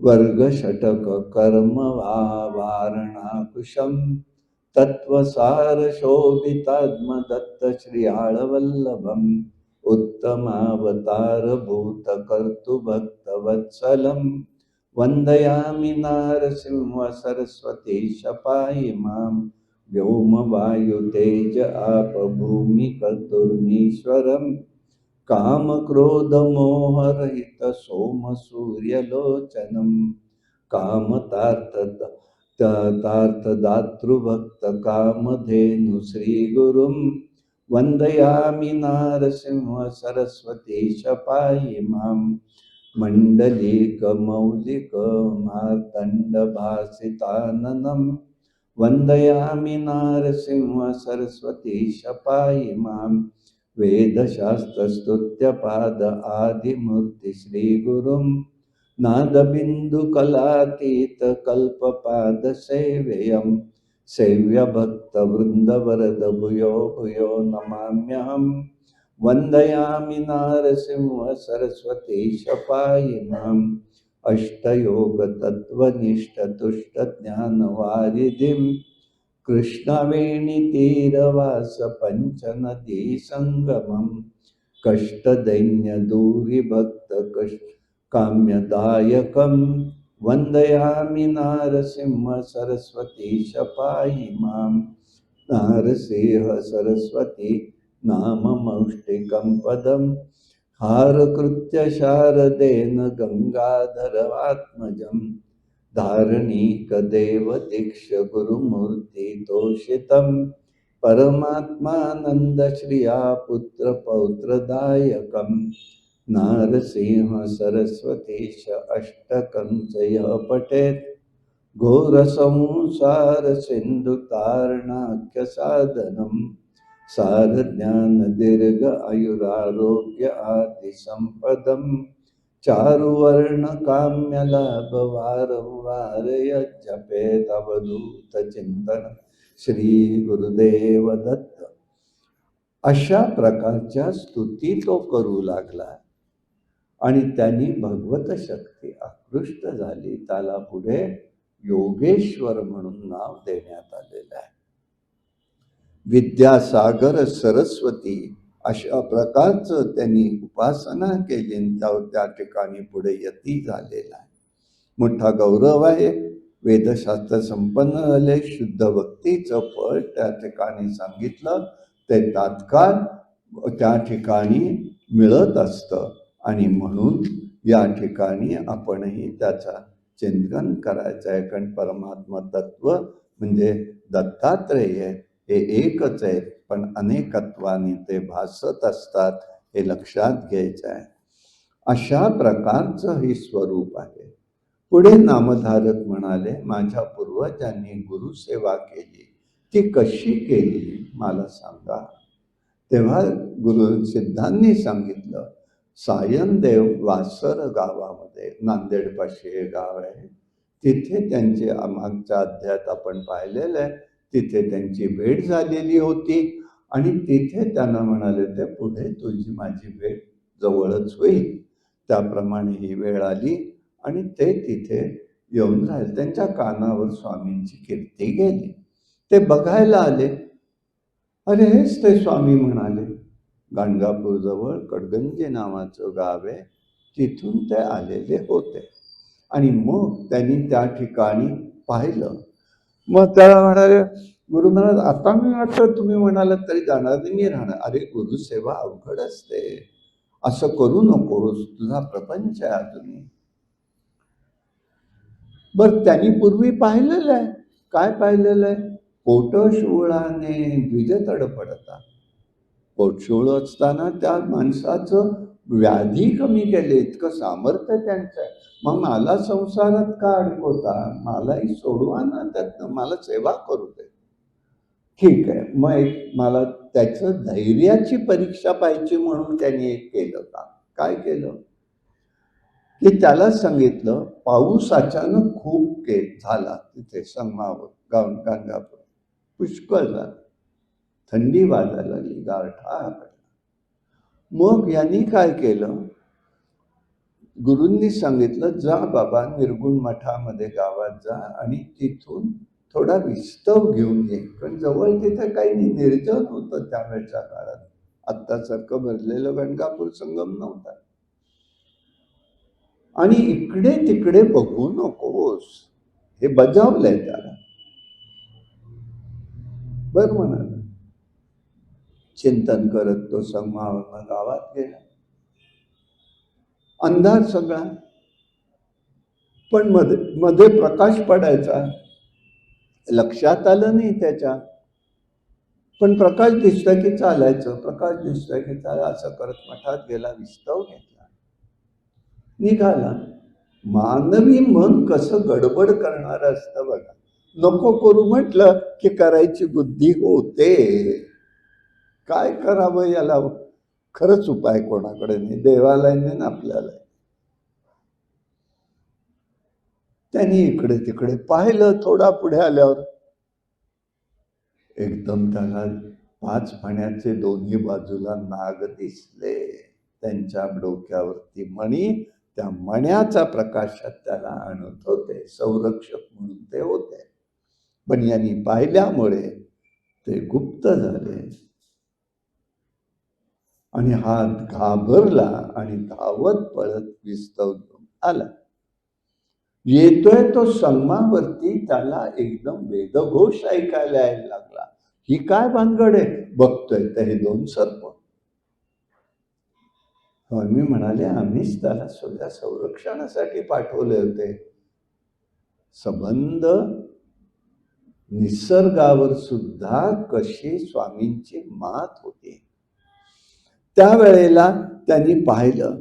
मग त्यांनी सांगितलं, गुरुआज्ञेचं फार महत्व असतं बाबा. पूर्वी शंकर आणि पार्वतींनी ही गोष्ट सांगितली. ब्रह्मदेवाचा एक त्वष्टावतार म्हणून होता.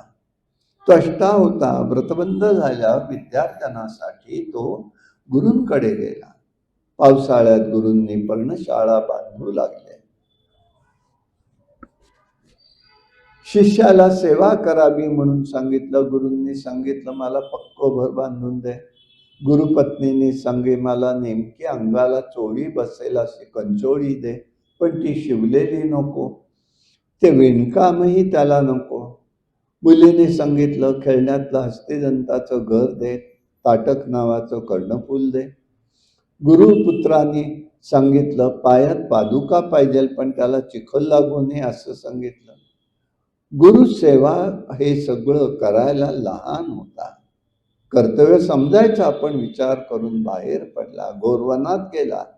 चिंता लागली. तोपर्यंत त्याला अवधूत यती भेटले. आधार मिळाला.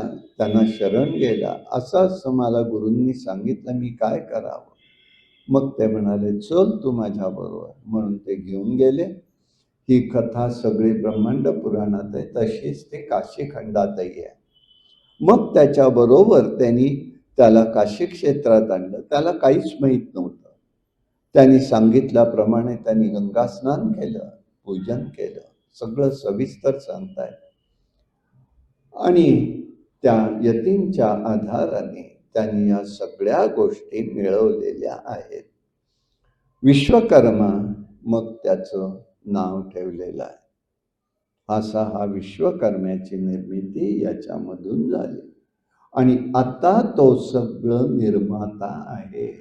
सगळं तो एक एक अदृश्यातलं निर्माण करत असतो. त्याची निर्मिती कशी होत असते? हितून नेपाळच्या हितून वरती 21,000 दामोदर कुंड आहे. हे भगवत निर्मितच आहे. त्या कुंडाला पहिलं 2 तिथे कुंड मोठे आहेत, एक शक्रकुंड आणि शंखकुंड. चक्रकुंडावरती हे जे चक्राचं आता सांगत होतो तुम्हाला, ते चक्र तिथे अखंड फिरतंय. आज दिसतं बरं का डोळ्याला. हे तथाकथित नाही, दिसतं ते. त्याला गोल्डन रिंग म्हणतात चक्रकुंडात. आणि ते त्या ठिकाणी विश्वकर्म्याचा प्रतिनिधी त्याच्या प्रेरणेने भगवंताचे 24 नावाचे 24 विग्रह निर्माण होत असतात आणि इतर 6 अवतार 32 विग्रह निर्माण होतात. शालिग्राम निर्माण होतात त्या कुंडात. ती गंडकी नदीचा उगम तिथेच आहे आणि मग ते सगळं घेऊन ती बाहेर पडते.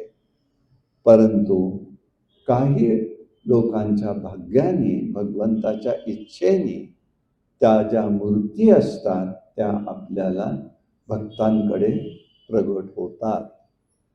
हे विश्वकर्म्याचं काम कसं आहे समजा. आणि असाध्य, सामान्य कुठल्याही कारागिराला जमेल इतकं कौशल्य नसतं, इतकं प्रभूचं कौशल्य असतं त्या शक्तीचं. आणि म्हणून हे निर्माण त्यांनी केलं हे सगळं. आता याचा आणखी एक वेगळा अर्थ आहे, पण आता वेळेनुसार मी सांगत नाही, वेळ मिळाला तर उद्या बघू हे सगळं काय आहे ते. परंतु त्यांनी ते केलं. त्यांनी मग काशीत शिवलिंग स्थापन केलं. म्हणजे हा शिवलिंगाच्या स्थापनेचा इतिहास काय आहे तो समजून घ्या. हा शिवलिंग स्थापन केलं. आत्ता त्याच्यानंतर त्याचे अनेक वेळेला झालेले तो विध्वंस. पण आत्ताचं जे शिवलिंग जे आपण दर्शन घेतो ते अहिल्या देवींनी स्थापन केलेलं आहे. त्या फार मोठ्या शिव उपासक होत्या. असे तू हिमालय त्यांनी शिवमंदिरं बांधलेली आहे. फक्त विष्णूंचंही केलं, पण जास्तीत जास्त, कारण त्यांच्या विचारात, त्यांच्या ज्या परंपरेत जन्माला आल्या होत्या तिथे शिवपूजा ही महत्वाची होती. इंदूरला माहेश्वर आहे, अनेक ठिकाणी. आणि म्हणून हे सगळं सांगितलं का. आणि ते सगळं वर्णन करता करता काशी क्षेत्राचं त्या सायन देवाला प्रत्यक्ष सगळा अनुभव येत होता. ही संवेदनशीलता, ह्याच्यात हे महत्वाचं असतं. हे ब्रह्मशक्ती असते, त्याला शब्द ब्रह्म म्हटलेलं आहे. तो अनुभवायला येतो आपल्याला आणि त्याच्यामधून या सगळ्या गोष्टी प्रगट होतात. आपल्या समोरच झाले, त्याचा अनुभव तो घेतोय तिथे प्रत्यक्ष. आणि आजही तिथे ज्या वेळेला भागीरथी तिथे आली असं गुरूंनी सांगितलं, ती प्रत्यक्ष भागीरथी तीर्थ संगमाच्या अलीकडे वरती प्रगट झालेलं आहे. ते तिथून खाली येतं, तिथून खाली येतं, आजही येत आहे. म्हणजे काशी खंडात हे महत्व सांगताना हे सगळं दिसलेलं आहे. आणि या निमित्ताने काशी यात्रेच्या योगाने सगळी काशी योगमायेने स्वामींच्या सायन देवाला काशी यात्रा घडली. सहपरिवारासह मतो तिथे आला, गुरु सेवा केली. संस्कृतीत आणि संस्कृतमध्ये कानडीमध्ये त्यांनी गुरूंची गोष्ट पाहिली. म्हणून गुरुभक्ती कसोटीचं फळ म्हणजे काशी यात्रा घडली. भक्तीचे नाना प्रकार शास्त्रकारांनी सांगितले. शांडिल्य सूत्र आहेत, नारद सूत्र आहेत, नारद भक्ती सूत्र आहेत. सेवा धर्म कठीण आहे, सेवाव्रतात कष्ट फार आहेत, सहनशक्ती असावी लागते, कारण हे सामर्थ्य शक्तिमान स्वरूप वाणी मन इंद्रिया पलीकडचं असतं. आणि म्हणून भक्तीचे 3 प्रकार मांडलेले आहेत. वैधी भक्ती, रागात्मिक भक्ती आणि पराभक्ती. वैधी भक्ती म्हणजे श्रवणम कीर्तनम विष्णू अर्चन स्मरणम अशा प्रकारच्या नवविधा भक्ती. वैधी भक्ती म्हणजे पूर्ण साधनेने भगवत कृपा प्राप्त होते, जेव्हा साधक रात्रंदिवस इष्टदेवतेच्या ध्यानामध्ये निमग्न असतो. म्हणून माऊलींनी एक गोष्ट सांगितली, एका गोष्टीवरती जायचं नाही कर्माच्या. जे तुला आले कर्म नाशे ते आदि पुरुषी अर्पी दे. जे जे तू करशील ते भगवत स्मरणाचंच कर. औषध घेत आहे ना, अच्युतम केशवम हे सांगितलंय. ज्ञान मनातल्या मनात लोक. आणि दुसरं सांगू, लोक काय म्हणतील, अहो वेडे झाले. अहो दुसरे काही भ्रम होण्यापेक्षा हे वेडे पण काय वाईट आहे का. मग तुम्हाला इथलीच एक गोष्ट सांगतो. इथे विष्णू म्हणून आधी हे होता, वॉचमन होता. म्हणजे त्याच्या वडिलांनाही मी पाहिले, उमाजी म्हणून होते. होते. मग विष्णू होता, त्याला मुलबाळ नव्हता, त्याची बायको एकटीच इथे मग राहायची. आत्ता दुकान आहे तिथे ती राहायची. आता हे आपलं भागवत सेवा, इथे सगळे प्रवचनाला येऊन बसायचे, बरं वाटतं. एक दिवस आपल्या भागवतामध्ये तिने ऐकलं की देवाला नैवेद्य सगळा केला पाहिजे, सगळं भगवंतासाठी म्हणून करायचं. काहीतरी विषय झाला आणि तदानुषंगिक बोलणं झालं, ते केलं, झालं. तिने ते मनावर घेतलं.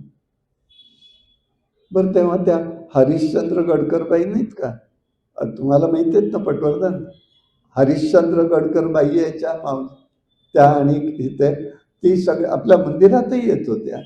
तर ते सगळेच जण असायचे, त्यांच्यात त्यांनी नाही केली, पण बाकीच्यांच्या. मग त्या बोलल्या त्यांना, ह्या असल्या गोष्टी ऐकायला आपण इथे येतो का?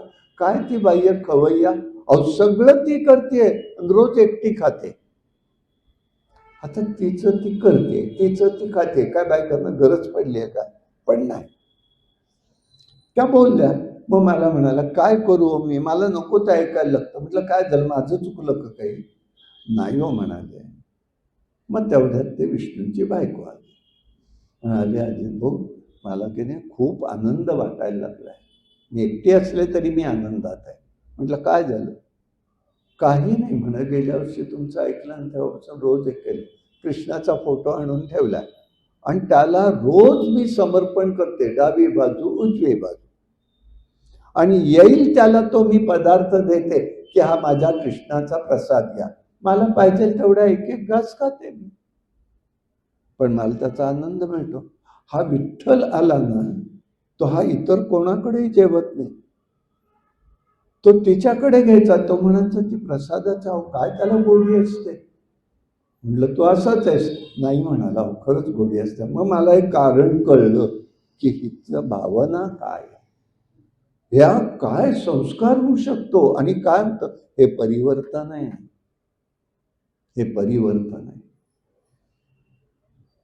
त्याला जे करायचे ते त्याच्यासाठी करायचं, ही भावना आहे. आणि ते त्यांनी केलं.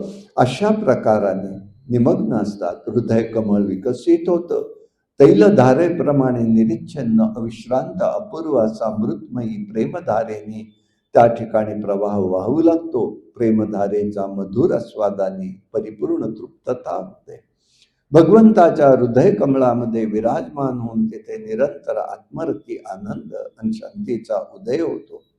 अशा प्रकारे रागात्मक भक्ती आहे.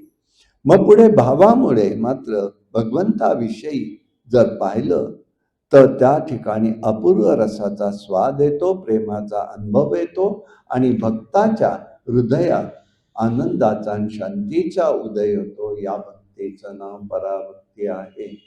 आणि म्हणून भगवंताला आपल्या भक्तापेक्षा गुरुभक्ताचा आवड जास्त असते. हे लक्षात घेऊन त्यांनी हे सगळं त्याला सांगितलं. अशा प्रकारचं हे भक्तीचं स्वरूप आहे.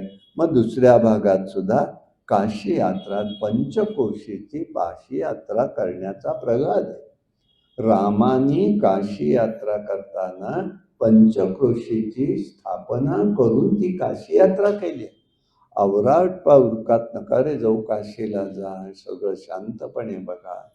आणि ही पंचक्रोशीची तरी निदान परीक्षा आपल्या रामाने केली आहे तर आपणही करावी, मनात येत नाही का हो? पण कोणाला वेळ नाही. कारण आम्हाला छान छान छौक डाम डौल लागतो. उतरायची जागा कशी आहे? पहिली व्यवस्था ती. अरे पण हितला पैल पार झाल्यावर पुढल्या व्यवस्थेचं काय, याचा विचार केला का? हे गाठोडं घेऊन जातोच ना आपण. नको ते गोष्ट नाही बोलत ते, जाऊ दे. मग तिथे त्याची व्यवस्था आहे का? आता काय तेवढंच दिसलं का व्यवस्थेला? बाकी नाही इतका गोष्टी नाही. आम्हाला दर्शन कसं मिळेल, आम्ही काय काय पाहू, विचारताय कोणी? ते पाहायला पाहिजे. ही रामाने केलेली आहे. आणि 11 एक प्रदक्षिणा गंगेच्या आहेत बरं का, परिक्रमा आहे. प्रत्येक तीर्थ आहे ते 11 ह्याच्यामध्ये. गंगेला गेलात, त्याचं वर्णन आहे ती सगळी. आणि गंगेला जर गेलात, स्नान करायचं असेल तर कसं करायचं? पंचघाटावर करायचं. तिथे 5 नद्यांचा संगम आहे, असे आणि वाराणसी. म्हणून त्याच्यावरनं वाराणसीना वारणा या 2 नद्या अधिक येऊन मिळाल्या. गंगा यमुना सरस्वती वरून येते आणि वारणा येते इकडनं, आणि ही येते, अशी येते. त्याच्यामुळे त्याला वाराणसी क्षेत्र नाव पडलेलं आहे. त्या पंचघाटात स्नान करत जा, काही बिघडत नाही. तर गंगा ती गंगाच आहे, मला त्याच्यात भेद नाही करायचा. पण त्यातल्या त्यात अधिक जरी करता आलं तर काय बिघडलं का? तिथेच लगेच दत्त घाट आहे जवळ, तिथेच पेशव्यांचा वाडा आहे, तिथे पोळ्याचा गणपती आहे, सगळं आहे छान बघण्यासारखं, दर्शनाचं आहे.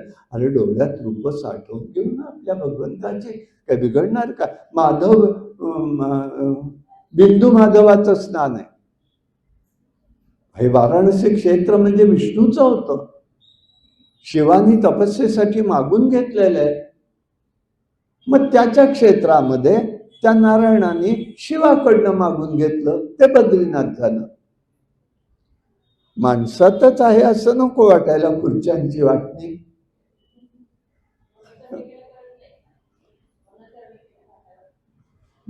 आता हे बघा, घाट गंगा ती गंगा आहे, पण सांगितलं आता ते आपल्या मनाने काही गोष्टी कल्पलेल्या, त्याच्यात मी जास्त, पण हा माहिती म्हणून भाग सांगितला. आणि म्हणून त्याला त्या ठिकाणी म्हटलेलं आहे. आणि त्याच्यामधला एक ह्या अध्यायातला मंत्र फक्त सांगून ठेवतो महत्वाचा, की शिवदर्शन घेताना काय म्हणावं हे सिद्धांनी सांगितलेलं आहे. जय विश्वेश विश्वात्म काशीनाथ जगतपते त्वत्प्रसादन महादेव कृता क्षेत्र प्रदक्षिणा अनेक जन्म पापानी कृतानी मम शंकरम गतानी पंचक्रोशात्मा लिंगस्य प्रदक्षिणम. कुठेही शिवाला गेलं, काशीतच म्हटलं पाहिजे आणि आपलीही कासच आहे. काय रोज सगळेच जण तिथे राहू शकणार नाही. मनाने गेलं आणि हा प्रदक्षिण मंत्र म्हटले तरी तेच फळ तुम्हाला इथे मिळणार. हे दिलंय त्याच्यात. हे म्हणायला काही बिघडणार आहे का? नाही. पण आम्ही बाकी सगळं, आम्हाला अधिकार काय, त्याच्यात पडू नका जास्त. महात्म्यांनी सांगितलंय, टेंबेस्वामी सारख्या महात्म्यांचं ऐकावं ना आपण, महात्म्यांचं. अशा प्रकारे त्यांनी सांगितलं. सर्व परीक्षा त्वष्टाची घेतली आहे, अवधूतांनी त्याला भेटले, भावाची परीक्षा झाली, शिष्याच्या लक्षात आलं. म्हणून एक उत्तर मानसयात्रा आहे, एक दक्षिण मानसयात्रा म्हणून हे 2 अध्याय असे पाठोपाठ आलेले आहे. त्याच्या नावाने पुढे मग लिंग प्रदक्षिण हे झालं, स्थापना झालेली आहे. गुरुभक्ती म्हणजे फक्त एक आहे, शुद्ध आणि पवित्र असायला पाहिजे, अशा प्रकाराने हे केलं. सायनदेवाला आश्चर्य वाटलं. काशी क्षेत्र सांगत असताना सगळं त्याला समोर दिसू लागलं. गंगा स्नान झालं.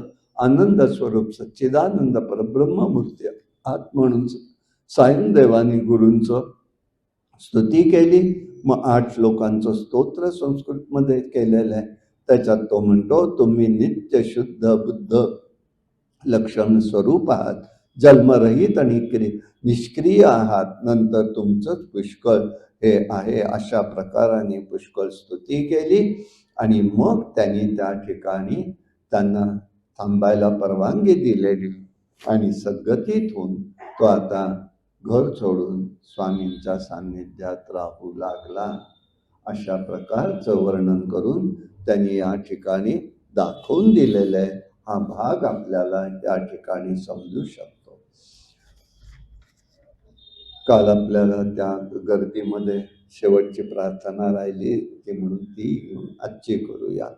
गणगोत बंधू पिता तुझे देवा, इष्ट मित्र काय नसे अन्य सेवा, तुझ वीण त्राता नसे आजीवासे, नमस्कार माझा श्री दत्तात्रेयासे. गुरूंची लीला जो नित करी नित्य पाठ, स्तुती भक्ती भावे करी एकनिष्ठ, तया पुत्र प्राप्ती महाज्ञान राशी, नमस्कार माझा श्री दत्तात्रयासे, अवधूत चिंतन श्री गुरुदेव दत्त. विठ्ठल विठ्ठल विठ्ठल विठ्ठल विठ्ठल विठ्ठल, पुंडलिक वरदा हरी विठ्ठल श्री ज्ञानदेव तुका, अवधूत चिंतन श्री गुरुदेव दत्त. भगवान गोपाल कृष्ण महाराज, भगवान श्रीधर स्वामी महाराज की जय. जय जय रघुवीर समर्थ. हरि ओम.